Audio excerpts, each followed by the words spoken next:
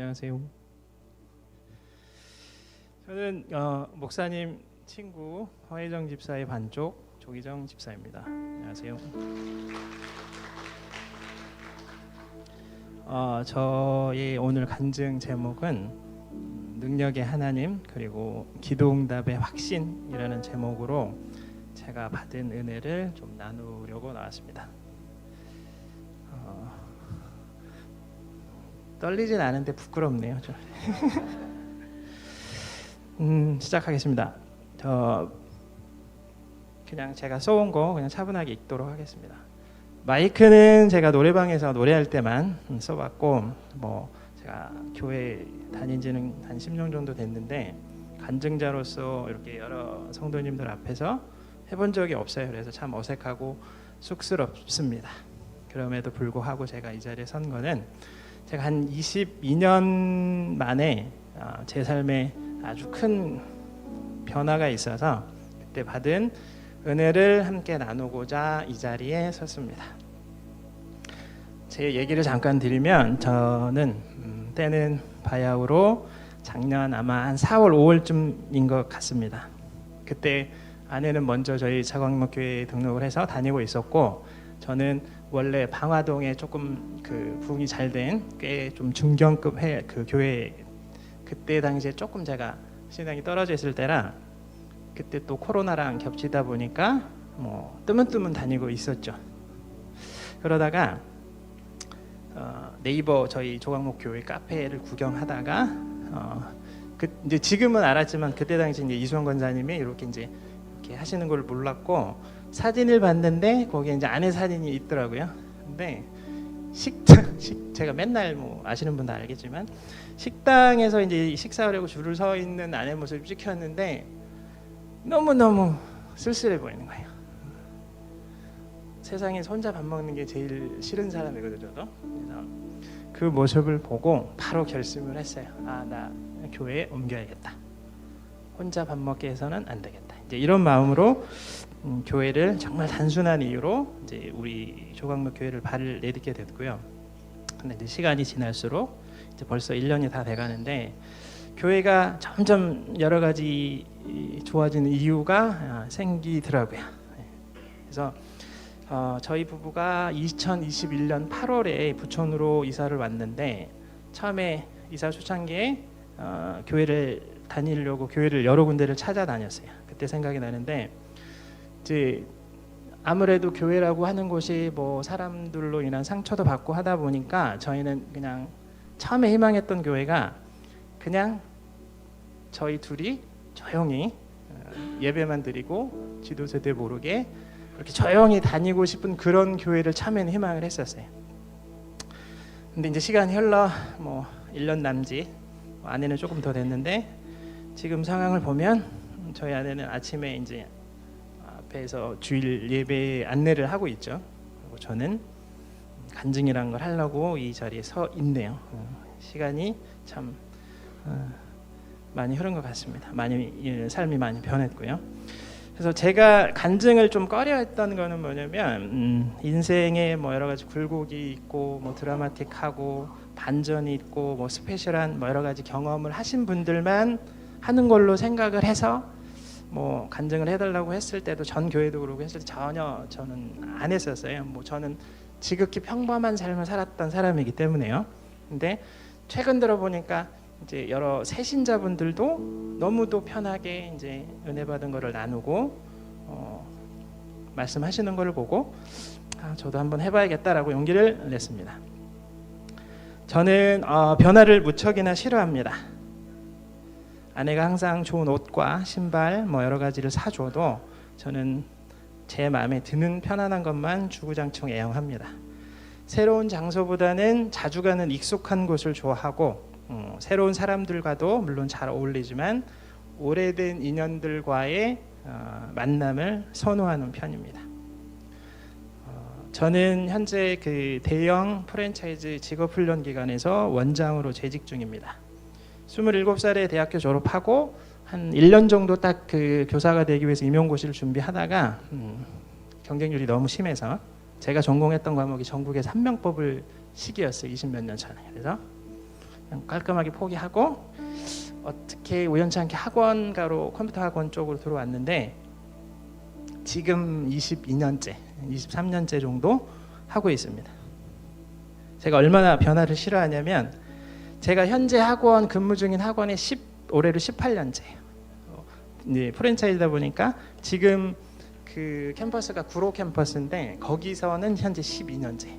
그 전에 뭐 종로점에서도 있고 하다가 지금 12년째인데 되돌아보니까 지금 현재 원년 멤버가 아무도 없더라고요. 제가 뭐 잘한 걸 수도 있고 제가 변화를 싫어하기 때문에 뭐 꾸준함일 좋게 말하면 꾸준함일 수도 있고 어떻게 뭐 나쁘게 얘기를 하면 안주했던 걸 수도 있죠. 그만큼 저는 변화보다는 안정적인 삶을 추구하는 사람이었습니다. 근데 작년 하반기부터 업계 경쟁이 날로 심해지고 저희는 이제 노동부 지원을 받는 국비지원 학원인데 특성상 저희는 노동부 승인을 받아야 저희가 과정을 운영을 할 수가 있는데 그마저도 이제 과정이 몇 개 승인이 안 되면서 저희가 1년 동안 운영해야 될 그 최소의 그 승인 과정이 나와야 되는데 정확하게 딱 2개밖에 승인을 못 받는 바람에 많이 이제 힘들어지고 있었습니다. 그래서 뭐 임대료가 몇 달치 밀리고 인건비도 밀리고 그래서 현재까지도 전반적인 운영에 이제 많은 어려움을 겪고 있습니다. 그래서 수시로 나오는 정부 공모 사업에 저희가 과정이 없다 보니 신청을 하고 있어요. 그래서 근데 신청할 때마다 결과가 안 좋게 나왔고 그리고 이번 주 월요일에도 바로 이제 또 다른 이제 신청 해놓은 게 있는데 다행히도 서류 통과가 돼서 이제 인터뷰까지 다 마친 상태에서 이제 승인 되기만을 좀 오매불망 기다리고 또 기도하고 있습니다. 상황이 이렇다 보니 저는 하나님께 도와달라고 기도했습니다. 믿고 매달릴 건 하나님밖에 없어서겠죠. 그래서 제가 어떻게 기도했냐면 뭘 기도했을까요, 여러분? 아니요. 하나님 아버지, 저 많이 힘드니까 저 나쁘게 살지 않고 되게 누구보다 착하게 살았습니다. 뭐라고 했냐면 로또 되게 해주세요. 과연 신실하신 우리의 능력의 하나님은 제 기도를 들어주셨을까요? 아니요, 들어주셨습니다. 5,000원. 저는 이제 하나님은 들어주셨는데 어리석게도 저는 1등 돼달라고 기도하지 않았어요. 그래서 하나님은 제 소원을 들어주셨다고 생각을 합니다. 이제 제가 간증 말씀 준비를 하면서 이제 제가 받은 기도 응답에 대한 뭐 이거를 준비를 하고 있었는데 마지막에 저번 주 목사님 설교가 기도였어요. 근데 제가 그렇게 기도하고 있었거든요. 근데 그거를 어떻게 스포츠 경기하고 막 이렇게 말씀을 하시는데 딱 제 상황이었어요. 그래서 그 말씀을 한번 전해드리면 저번 주에 목사님이 주일 말씀 중에 우리는 바르게 기도해야 한다고 했습니다. 바리새인의 기도와 세리의 기도를 비교해주면서 바르게 기도해야 한다고요. 잘못된 기도 예로 뭐 스포츠 비리나 승부 조작, 입시 비리 등을 놓고 기도하지 말아야 된다고 말씀을 하셨죠.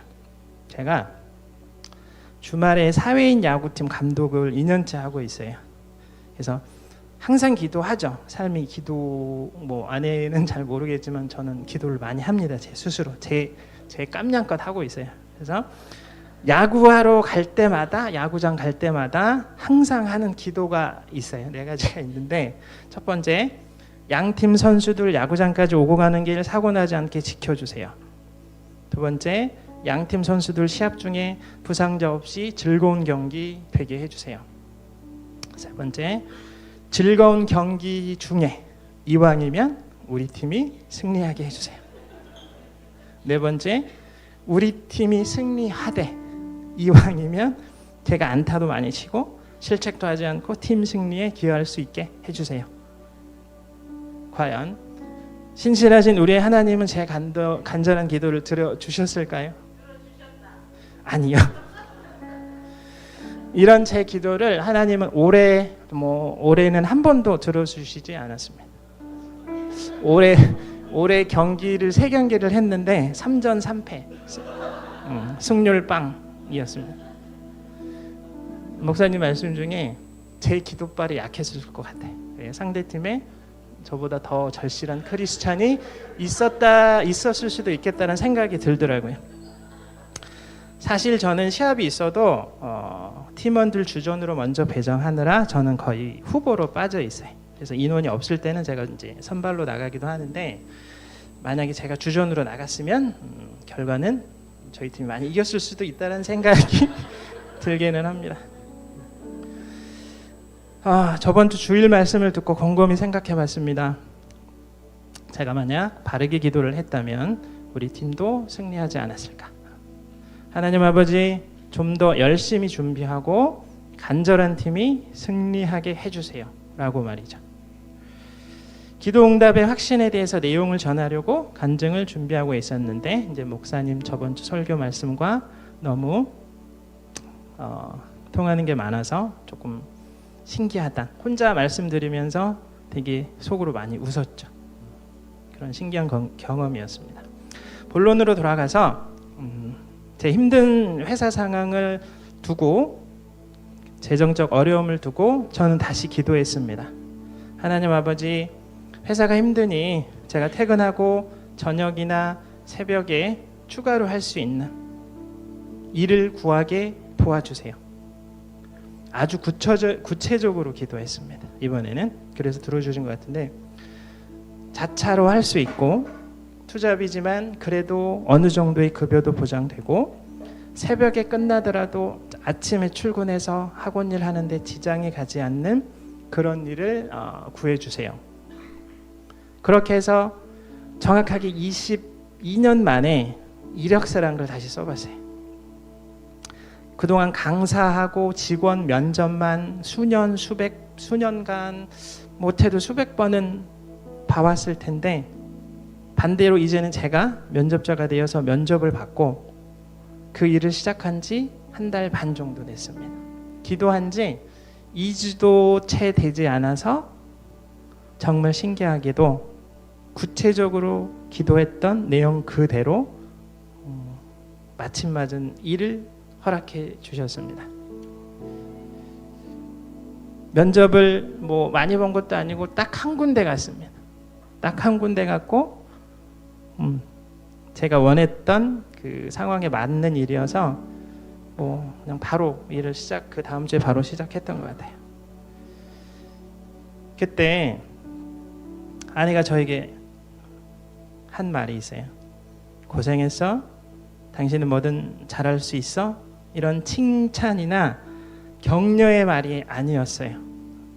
뭐라고 했냐면, 이것이 우리의 능력이 아닌 하나님이 우리의 문제를 해결해 주시는 방식이라고 하더군요. 그렇습니다. 우리의 모든 것을 주관하시는 하나님 아버지는 공의의 하나님이심을 다시 한번 깨달았습니다. 이후로 로또는 사지 않습니다. 힘들게 몸쓰면서 일해본 적도 없던 제가 학원 일 마치고 보통 한 6시, 7시 퇴근해서 새벽 일이 평균 3, 4시 정도 끝나요. 정말 일이 많을 때는 5시에도 끝나더라고요. 새벽에 들어와서 잠깐 눈 붙이고 다시 출근하는 그런 일정이 1달 반 정도 됐는데, 체력적으로 많이 힘들죠. 힘에 부치지만 아직까지는 그럭저럭 잘 버티고 있습니다. 이제는 신압으로 적응이 돼서 그런지 퇴근 시간이 조금씩은 뭐 4시에 끝나던 게 3시에 끝나기도 하고 뭐 이렇게 조금씩 앞당겨지고 있습니다. 오히려 육체적인 힘듦보다는 긍정적인 부분들도 많아지고 있습니다. 살도 제가 많이 빠진 것 같지 않습니까? 시작하기 전보다 한 5, 6kg 정도 빠졌어요. 그래서 이제 제가 당뇨가 있어서 한 7년째 당뇨 약을 먹고 있어요. 위험할 정도는 아니고 이제 가족력이 있어서 먹고 있는데, 뭐 살이 빠지니까 당연히 당뇨 수치도 좋아지더라고요. 그리고 무엇보다 제일 좋은 거는 제가 불쌍하겠죠. 이제 새벽까지 일하는 남편 보고 매우 안쓰럽게 내가 생각하는데 너무너무 잘해주면 먹고 싶은 거 하고 싶은 거 다 얘기해줘요.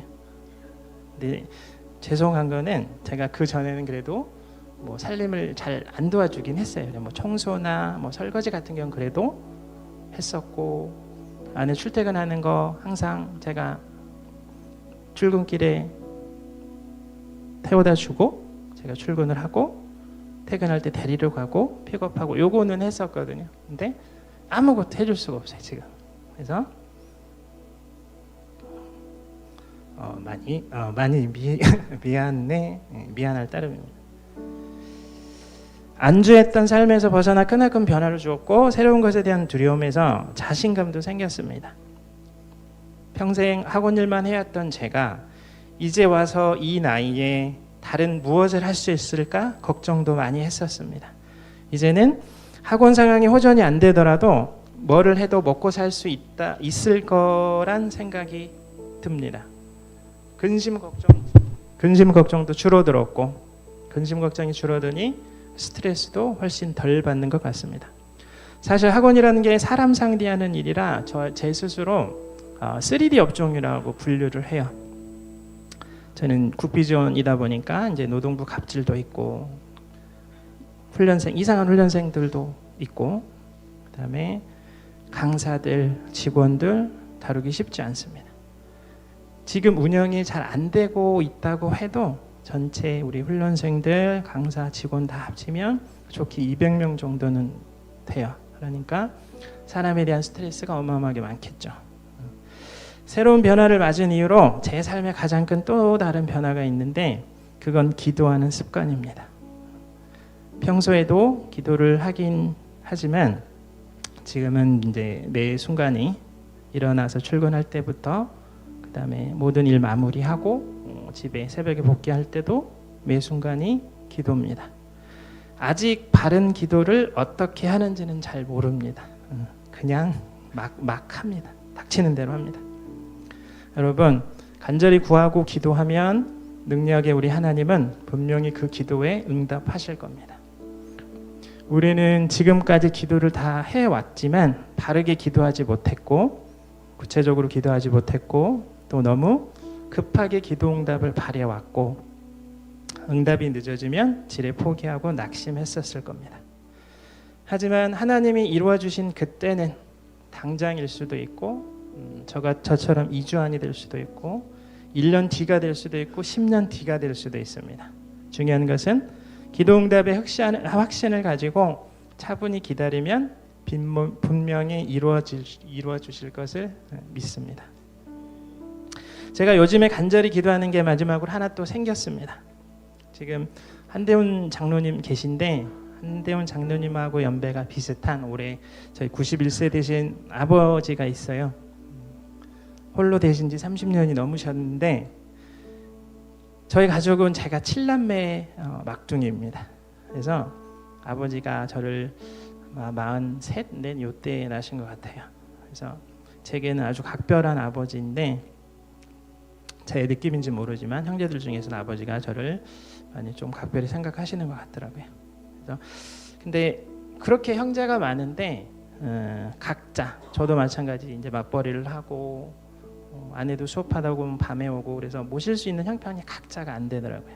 환자가 있는 집도 있고 이렇게 돼서 결국은 아버지가 집에 계시더라도 혼자 있는 시간이 거의 많다 보니까 혼자 지내시는 것보다는 더 좋은 환경에서 지내시길 바라는 마음으로 제가 다른 몇 가족들하고 저번 주에 강화도에 있는 요양원을 조금 알아보러 상담하러 갔어요. 예약을 하고 수소문 끝에 이제 누구 추천받은 곳도 있고 괜찮은 것 같아서 갔다 왔어요. 근데 당연히 마음이 좋지 않습니다. 그 전주에는 이제 아버지한테 이제 요양원을 가셔야 될 수도 있다라고 하는 거를 설득하려고 저 또 지방에 갔다 왔는데 아버지는 비용 든다고 자식들 걱정하시면서 가야 되는 상황임을 받아들이시는데 그 당신의 진짜 마음이 그게 아니란 걸 저도 알기 때문에 더 마음이 좋지 않습니다. 그래서 기도했습니다. 하나님 아버지, 우리 아버지가 자식들을 원망하지 않고 서운해하지 않고 섭섭해하지 않고 이 상황을 긍정적으로 받아들일 수 있게 저희 아버지 마음을 어루만져 주세요. 그곳에서 친구들도 사귀고 술도 끊으시고 정신적으로 육체적으로 더 건강하게 해주셔서 100세까지 아니 그 이상으로 장수하게 해주세요.